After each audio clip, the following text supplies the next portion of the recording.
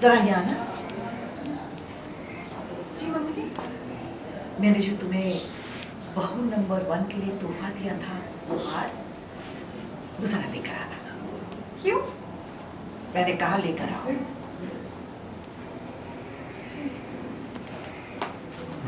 White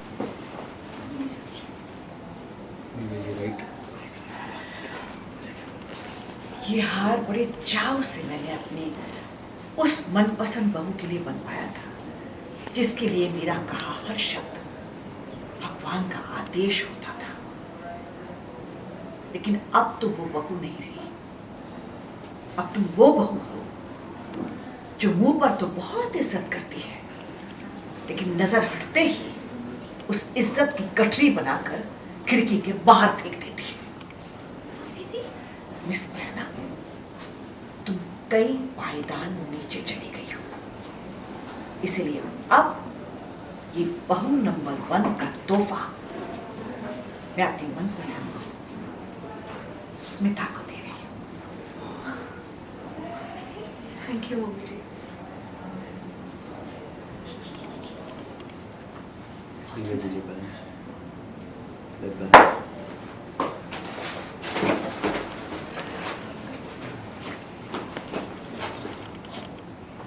मजा आएगा, बहुत मजा आएगा। दिव्या, काफी कुछ चीजें ऑलरेडी आपके साथ हो चुकी है। स्मिता का घर में आना, पति से कहीं ना कहीं एक साथ एक घर में रहकर भी रिश्ता ना रहना, काफी ऑब्वियसली चीजों से आप गुजर रही है।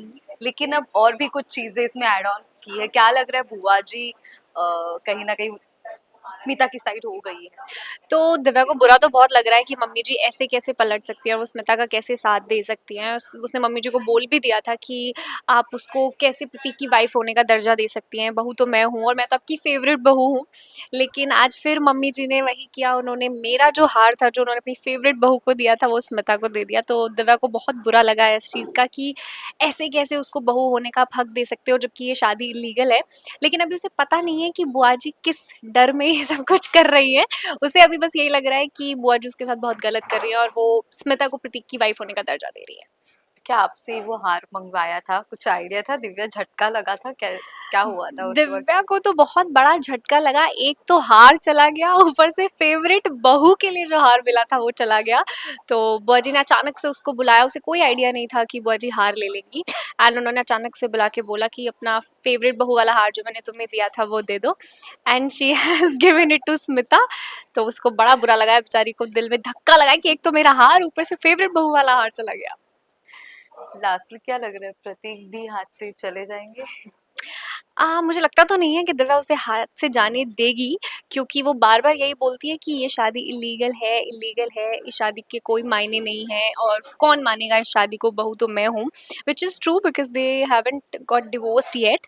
सो इसलिए उसकी उम्मीदें अभी भी कायम है कि मैं किसी न किसी तरह इसे तो घर से बाहर निकाल ही दूँगी, चाहे कुछ भी हो। तो प्रतीक को तो शायद वो नहीं जाने देगी।